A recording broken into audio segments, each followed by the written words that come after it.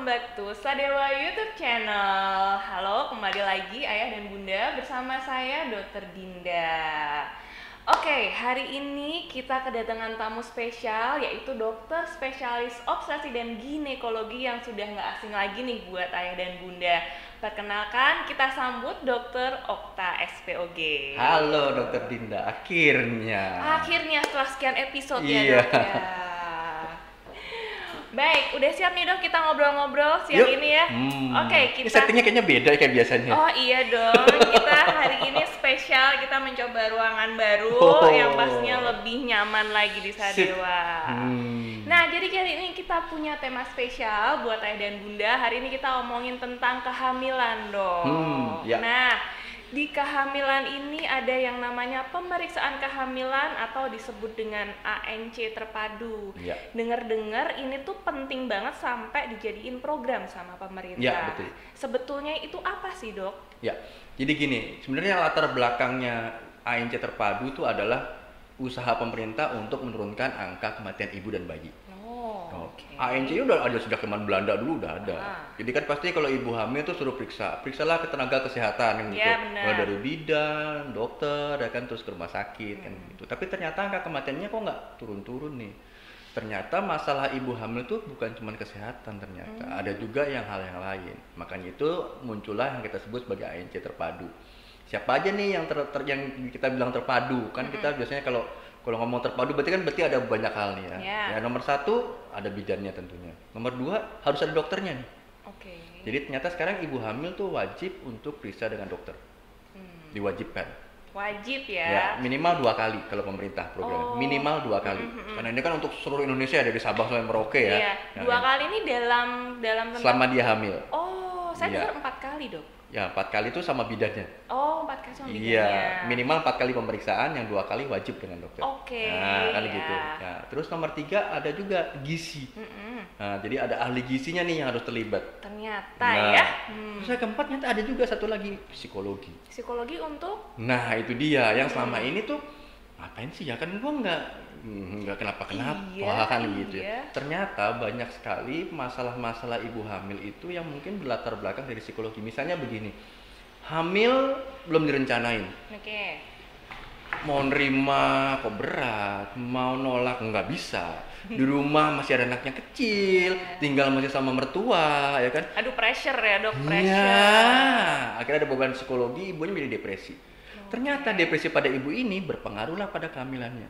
Mulai dia dari muntahnya lebih banyak, intake gizinya kurang, jadi mungkin dia beratnya nggak sesuai.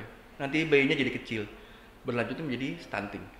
Stunting. Stunting itu adalah lahir dengan berat badan yang kurang dan panjang badan yang kurang, sehingga besoknya dia pendek dan kapasitas intelektualnya akan lebih rendah. Efeknya panjang banget. Satu generasi Satu loh. Lah kan anaknya satu generasi kan? Iya, ya. Iya. Ternyata ngaruhnya panjang banget Nah, ya. Oke, jadi itu. ternyata pemeriksaan kehamilan tadi harus dengan bidan tapi juga dokter spesialis Iya, mungkin betul. juga. Kemudian ke rumah sakit ketemu sama ahli gizi dan Ya, psikolog. ya. Nah, Psikolog. sekarang karena puskesmas itu sudah mulai lengkap ya, jadi pemerintah sudah mendorong ANC terpadu ini ada di puskesmas. Jadi puskesmas yang punya ahli gizi, punya psikolog, itu sudah bisa satu tempat di puskesmas. Walaupun mungkin tidak semua puskesmas, tapi mungkin sekarang udah banyak lah ya. Iya. Nah, itulah makanya sekarang penting rumah sakit juga ikut mengambil peranan nih. Iya, betul. Karena rumah sakit itu kan banyak juga ya ibu hamil yang langsung periksa ke rumah sakit kalau Iya. zaman sekarang kan. Mungkin kalau di pinggiran oke lah tempatnya masih puskesmas, tapi kalau udah di kota itu kan seringnya udah ke rumah sakit. Nah, rumah sakit ini harus bisa menyediakan tadi one stop shopping untuk si ibu. servis kali ya dok. Ya one stop service. Shopping belanja. Iya, nggak apa-apa belanja ke dokter, belanja obat. Jadi artinya gini, kita sudah mulai berpikir bahwa kesehatan ibu ini adalah sebuah investasi untuk satu generasi. Oh jelas kalau satu generasi Nah, ya. karena anak ini besok akan nerusin keluarganya kan. Iya. Gimana kalau kualitasnya lebih rendah daripada bapak ibunya kan itu. Jadi hamil tuh sebetulnya nggak sekedar hamil melahirkan punya anak, Yes. tapi kita punya kontribusi Yes. untuk generasi. Kalau dulu kita ngomongnya quantity, lahir nangis, wah alhamdulillah nangis. Karena nggak cukup dengan nangis. Oh, Karena dulu kan banyak yang lahir nggak nangis. Iya. Iya kan? Karena wah lahirnya susah segala macam. Sekarang kan teknologi udah maju ya. Lahir nangis ceprot biasa. tapi kualitasnya gimana nih kan gitu. Kita nggak pengen cuma sekedar nangis, besok bisa lari-lari sekolah, diem di sekolah diajarin. Aduh, jangan dong. Ikan, nah itu makanya kita pengen katanya generasi emas. Iya. Nah itu yang kita mau kita jangkau tahun 2050. Iya, betul, Nah startingnya betul. harus dari sekarang kan. Besok dia anak yang lahir sekarang kan mungkin umurnya besok 20, 25 kan begitu kan. Betul. Nah itulah generasi yang unggul kita maunya. Jadi ternyata ANC terpadu atau pemeriksaan kehamilan terpadu ini memang komplit plit. Plit, betul. Jadi walaupun di puskesmas kadang ada kadang enggak, tapi di rumah sakit malah bisa langsung Ya, ketemu sama dokter betul. spesialisnya. Nah, itu. Dan jangan sedih Bapak Ibu karena di Sadewa sudah ada, bahkan dengan Sadewa mendukung program pemerintah ANC terpadu. Jadi di Sadewa ada program maternity ya. Jadi di Sadewa ada program maternity package yang di dalamnya sudah terdapat pemeriksaan dengan dokter spesialis obsgin, USG, cek lab, psikologi dan juga ahli gizi. Nah, buat mom and dad, ayah dan bunda yang kemudian periksa di rumah sakit Sadewa bisa langsung ambil paket ini. Nanti bisa ketemu juga dengan dokter Okta. Ya tentunya kalau ngambil paket bisa lebih murah ya. Betul sekali, nggak kalau- perlu khawatir. Iya, kan kayak gitu kalau daripada wah saya periksa ke sini, bisa Iya. sini, bisa sendiri-sendiri kan dengan satu paket Iya. tentunya harganya lebih ekonomis. Apalagi sudah Nah, dianjurkan juga, kan. gitu dong. Kurang apa coba Sadewa tuh? Nggak enak. Terus apa gitu? Ya. Gini, jadi sebenarnya kalau kita bicara tentang antenatal care ya atau pemeriksaan antenatal, itu kan sebenarnya persiapan. Iya dong. Persiapan bukan cuman supaya nanti dia melahirkan baik, tapi kita juga pengen melahirkan dia yang berkualitas. Nah, di situ tuh kuncinya adalah gimana caranya dia bisa melahirkan yang berkualitas. Itulah kemudian ada tadi pemeriksaan tadi. Nah, poin yang paling penting pemeriksaan sebenarnya ada 2 poin. Nomor Iya. 1 dia harus memeriksakan pada usia kehamilan 11 sampai 13 minggu. Yang pertama kali harus ketemu dengan dokter tuh 11 sampai 13 11 minggu. sampai 13 minggu harus ketemu dokter spesialis obstetrik di Ya. rumah sakit Sadewa ya. Yang nomor 2 tuh usia 18 sampai 22 minggu. Berapa dok? 18 sampai 22 sampai minggu. 22 Nah, minggu. apa sih poin pentingnya? Yang nomor 1 yang pertama usia 11 sampai 13 itu kita mau melihat morfologi awal dari janin kalau kita periksa Iya. USG. Jadi apakah ada kelainan dari yang awal sudah ketahuan? Misalnya tulang tengkoraknya tidak terbentuk, Oke. atau mungkin tangan kakinya tidak ada, atau Iya. mungkin ada cacat bawaan yang lain. Betul. Nah itu bisa kita segera ketahui. Atau mungkin yang lebih jauh lagi, kita ingin tahu apakah mungkin ada risiko dari preeklamsi atau tekanan darah tinggi selama kehamilan. Itu bisa kita deteksi dari mulai awal kehamilan itu. Dengan pemeriksaan USG Doppler ya kita bisa periksa aliran darah ke rahim. Canggih ya. Iya, aliran darah ke rahim itu kita bisa periksa dan kita bisa prediksi. Ini kalau aliran darahnya ini tekanannya sangat tinggi sekali nih, dia sempit kali pembuluh darahnya gitu. Ini besok kemungkinan jadi preeklamsi, harus kita cegah. Nah ternyata preeklamsi bisa kita cegah kalau misalnya seawal mungkin sebelum usia 16 minggu. Ya, dengan kita pemberian obat-obatan ya, pengencer darah dan kalsium dosis tinggi itu kita cegah. Artinya apa? Ibunya akan terhindar dari preeklamsi. Nah, apa nih dampaknya preeklamsi nih? Preeklamsi itu dampaknya banyak kan, ibu tensinya tinggi ya. Iya. Pembuluh darahnya sempit. Ke Betul. bayinya juga kecil. Artinya bayinya bisa jadi kecil. Ya kalau cuma kecil aja mungkin oke lah, digedein di luar deh dok, bisa deh kan gitu. Biasanya gitu ya, kan loh. ngomongnya gitu. Sebentar bu, cuma gedenya gampang. Kualitasnya gimana nih? Oke, Kan nomor oke. 2 kan itu. Nomor 1 terus kemudian kecil nggak dapat nutrisi, ya kalau dia tahan. Kalau dia nggak tahan bisa meninggal dia di dalam. Di dalam dok. Iya. Oh. Iya kan? Kemudian yang lebih berat lagi karena dia tekanannya tinggi bisa lepas tuh ari-arinya sebelum waktunya. Ya ampun. Artinya bisa perdarahan, bayinya juga meninggal. Oh, Menjadi oke. dampak kan buat dua-duanya kan. Ini kan bisa kita cegah. Jangan sampai ini terjadi. Belum lagi dampaknya preeklamsi sama ibunya. Karena kan preeklamsi ini kan penyakit sistemik ya dia. Iya.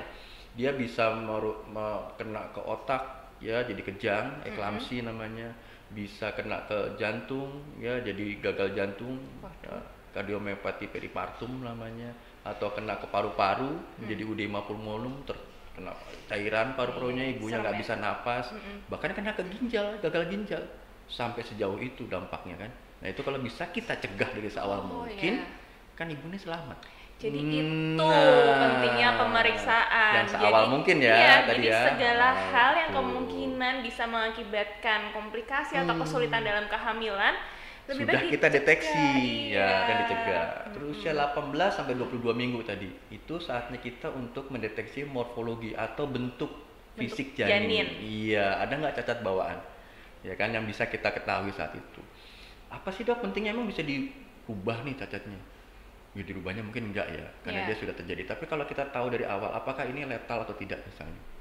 Kalau ternyata ini letal, oh ternyata jantungnya ya letal itu artinya bayinya nggak akan Nggak mungkin bertahan, berkembang ya? nggak akan mungkin bertahan dia untuk hidup. Misalnya dia mengalami kerusakan jantung yang berat, dia hidup sama ibunya sampai 9 bulan dia hidup. Tapi begitu dia lahir dia nggak akan bisa hidup.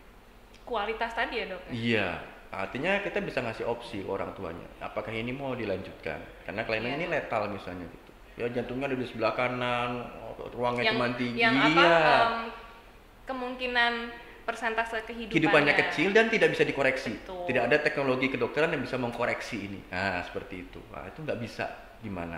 Kalau mau dilanjutkan ya itu hak orang tua. Tapi kalau misalnya tidak, artinya kita bisa mengurangi angka kematian bayi. Iya. Ya kan, betul. sejak awal ya artinya bayi itu belum berkembang, masih kecil sudah Otomatis menurunkan resiko kematian ibu juga ya dok. Ya kan itu. Atau misalnya dia tidak punya tulang tengkorak ya atau anencefali. Anencefali, pernah tuh saya dapat tuh. Nah, itu kan itu juga harapan hidupnya juga kecil, dan tidak ada harapan hidupnya. Gimana Bu mau diteruskan apa enggak? Jadi Ya ternyata kan? ada juga ya kemungkinan seperti itu karena betul. kan kita juga menolong ibu bersalin untuk kesejahteraan ibunya maupun Bayinya, Itu kan? tadi beda sama zaman dulu yang cuman keluar nangis apa Iya, enggak. kan itu. Karena sekarang ada efek jangka panjangnya Betul. begitu. Mm-mm. Oke dok, kita tadi udah ngomongin tentang pemeriksaan kehamilan yang sebetulnya itu adalah salah satu tanda persiapan. Ya. Nah, sebagai seorang ibu, saya juga lagi program. Nah, ini lagi persiapan ini. juga. Itu sebetulnya selain persiapan pemeriksaan tentang ibu hamilnya, kemudian persiapan apa lagi dok yang diperlukan untuk seorang ibu yang akan menyambut kelahiran bayinya? Gini nih, sebelum ini mumpung lagi program nih, Aduh, dok, dibuka lagi di sini. Jadi gini, ada lagi yang kita sebut sebagai persiapan untuk kehamilan atau merencanakan kehamilan. Yeah. Kapan itu paling tidak minimal 3 bulan sebelum kehamilan. Jadi nggak langsung jadi kan?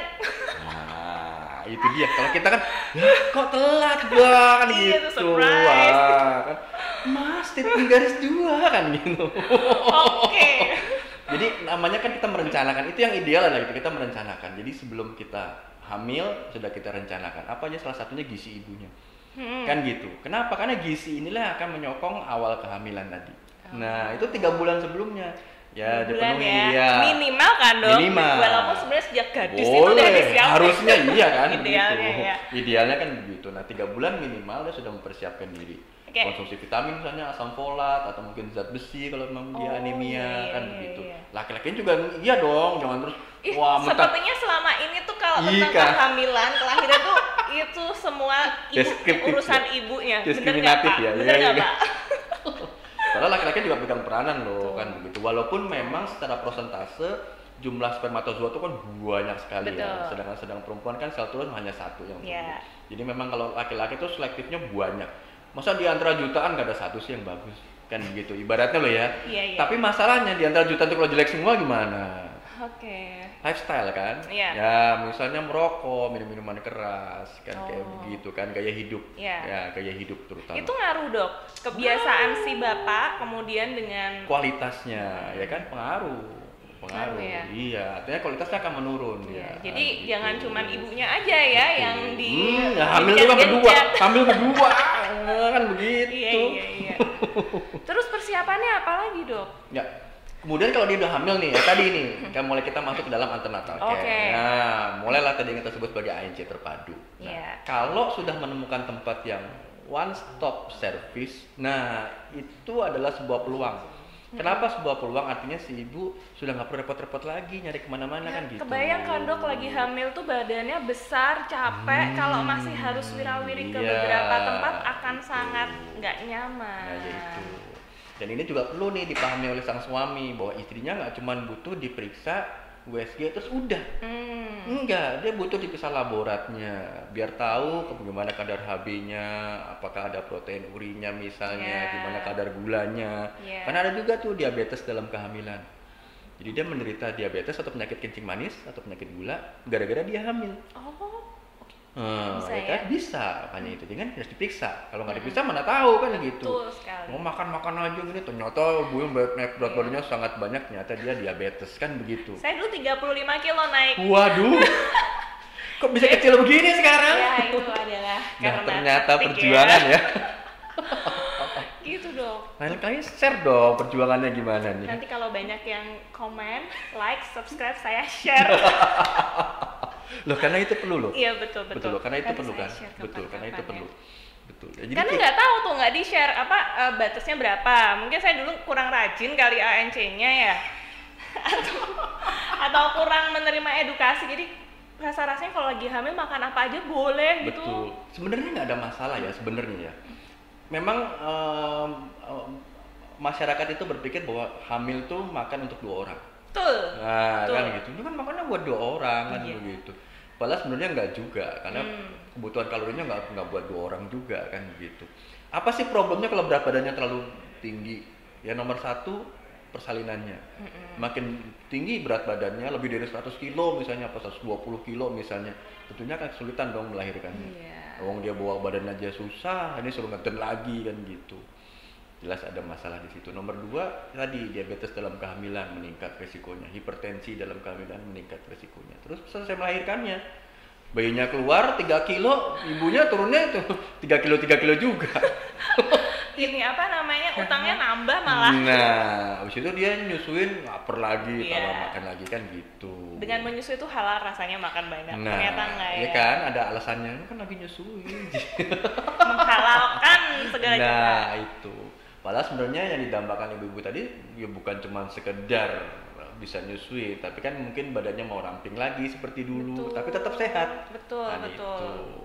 Kayaknya ada deh di sini di Sadewa ya, Apa? wellness program. Oh bisa dong, sebenarnya kita juga bisa. Bahkan kita ada loh, apa namanya, kita ada satu dokter spesialis hormonal, jadi endokrinologi, obstetrik ginekologi ya dok ya, jadi Ya, endokrin ya, ya. jadi mengatur dan mengolah hormon bagi wanita ataupun ibu hamil atau pasca hamil untuk meregulasi lagi gimana sih Nah. kembali ramping lagi. Nah. Kenapa berat badannya nggak turun-turun? Itu sebenarnya ada loh ibu-ibu, ayah bunda, jangan ragu-ragu. Nah. Tapi dok tadi saya ini deh tentang menyusui. Mm-mm. Nah kadang tuh kan menyusui dengar dari kanan, katanya bagus ini, dari kiri, ini katanya bagus kayak gini ya. Tapi sebenarnya persiapan khusus untuk menyusui itu seperti apa dok? Ini dia. Ini kadang-kadang juga kurang dapat perhatian ya, Ya. baik dokternya juga atau mungkin si pasiennya. Karena merasa ya nyusuin itu kan alami dok, tempelin gitu aja juga dia ngenyut sendiri. Itu mah bapaknya lo tempelin ngenyut sendiri kan.